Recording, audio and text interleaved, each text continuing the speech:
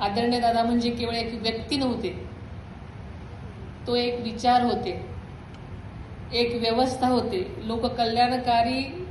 लोककल्याणाची खरीखुरी तळमळ होते. जोपर्यंत जीवात जीव आहे तोपर्यंत बारामतीकरांची सेवा करतच राहीन हे शब्द त्यांनी खरे केले आणि अगदी शेवटच्या श्वासापर्यंत.